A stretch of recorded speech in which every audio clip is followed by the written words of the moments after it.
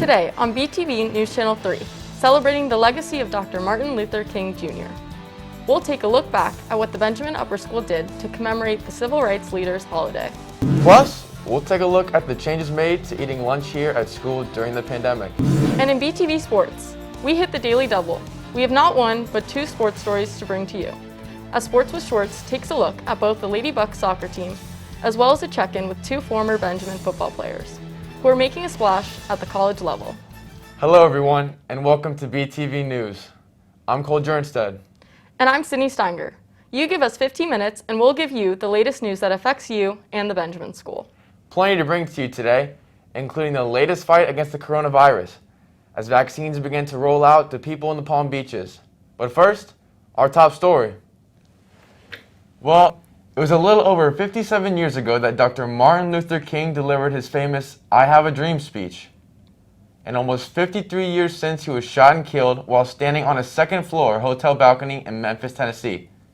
On the third Monday every January, we celebrate the legacy of Dr. King with a national holiday.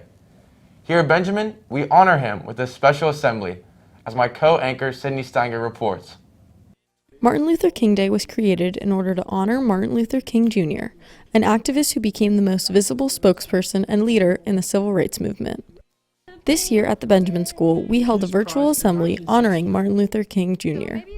Dr. Martin Luther King Jr. is someone who acted completely selflessly in order to fight for and try to protect the rights and freedoms of all people. He really did devote his whole life putting many things on the line for the sake of the betterment of this nation, this country, and all the people in it. The MLK Assembly this year was a lot different. Like many things this year due to the virus, we had to do it virtually. So I filmed and edited the video for the assembly. We had somebody speak, Garrison Gelman came and spoke, and then Caleb Roll and Emma Hardiman performed Mariah Carey's song. To carry on. And then it was followed by a TED Talk, and we spoke about prejudice and bias in our own life in our advisories. The assembly focused on Martin Luther King's goal of equality. His contributions to society, as you can see today, we're in 2021.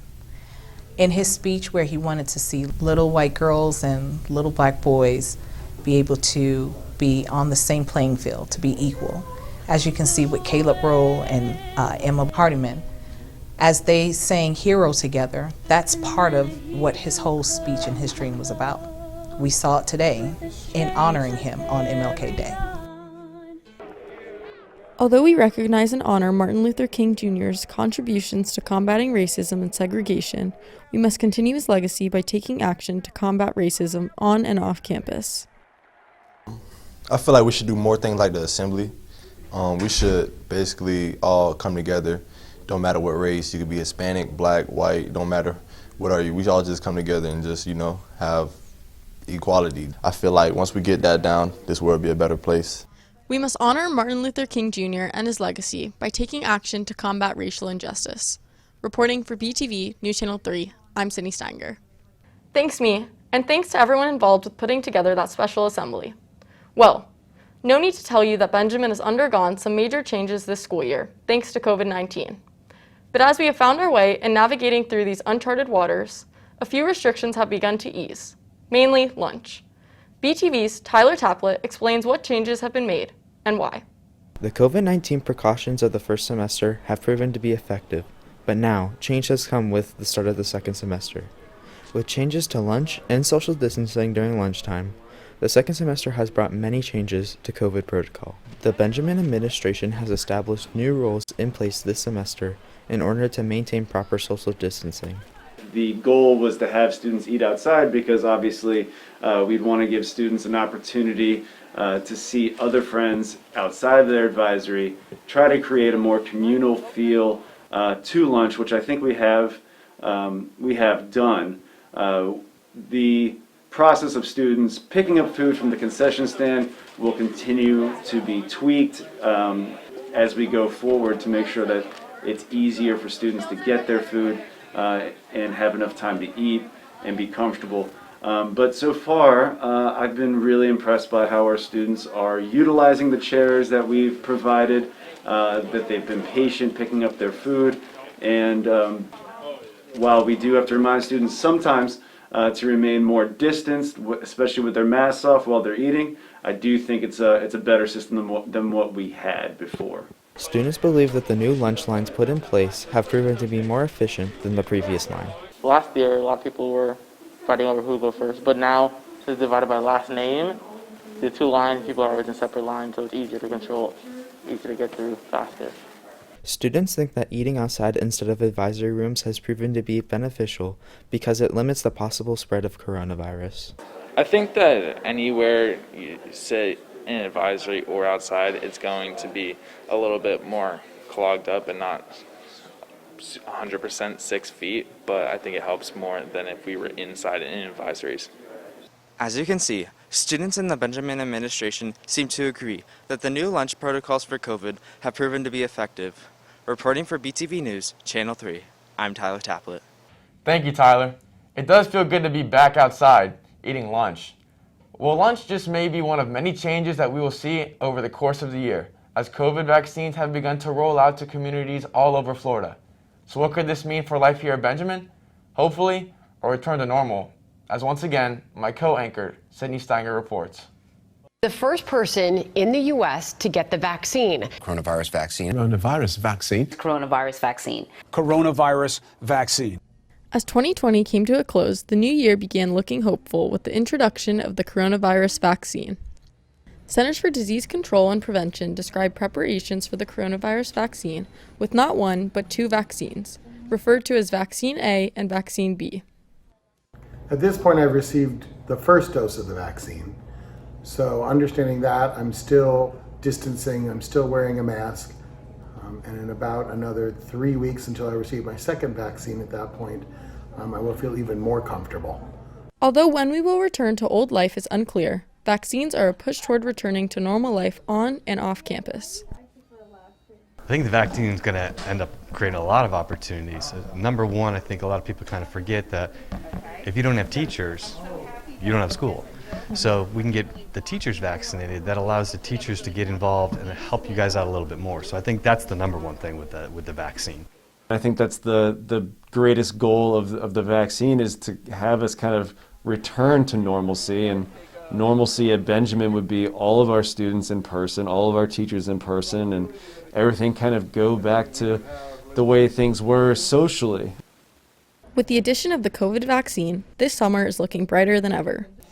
Although the vaccine is looking hopeful, we must continue to take other safety measures. Reporting for BTV News Channel 3, I'm Sydney Steiger. And here's the vaccines being available to everyone real soon. That's going to take us to a timeout. We're going to step aside for a moment, but plenty more ahead when BTV continues. That's right. We check in on the girls soccer team as they prepare for the postseason, as well as where are they now? We hear from two former Buccaneer athletes on what Benjamin experience meant to them. More BTV in a moment.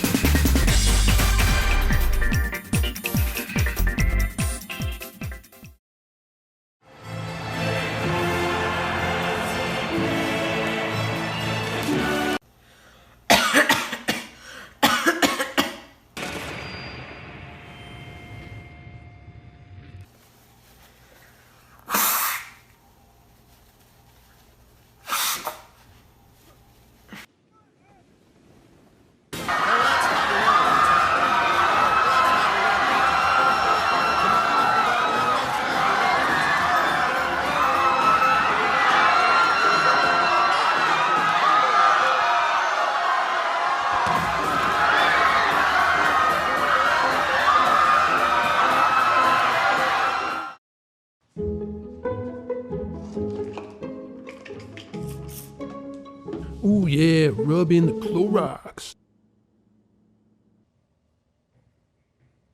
Bleach, bleach, bleach, rub in the bleach. Yeah, rub in the Clorox.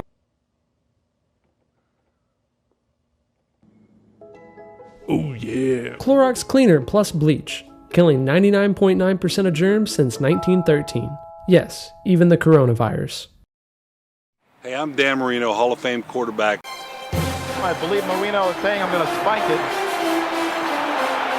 Ingram takes the snap from center. He's looking. He throws. Touchdown, Dolphins, Mark Ingram. Yes, I know you like that call. BTV Sports is coming up next.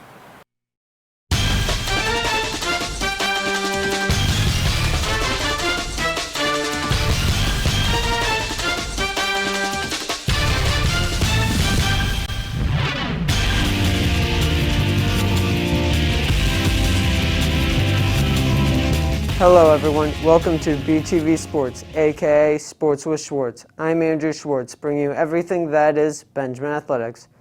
The winter sports season is winding down with our postseason tournaments, and that means the Lady Bucks soccer team is fine-tuning their well-oiled machine for a run at the district championship.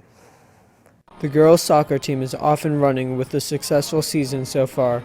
Players work hard in practice to prepare for games. Practices, we do a lot of technical training and possession work just so we can work on connecting through the lines and playing through the different levels to build up to the goal and keep possession. We show up around 3:15 and we warm up, and then we have some passing drills, some game-like drills, and then we usually end up with shooting. A team isn't a team without good bond and leaders to guide them, and this team has both. Players speak about what makes them so special.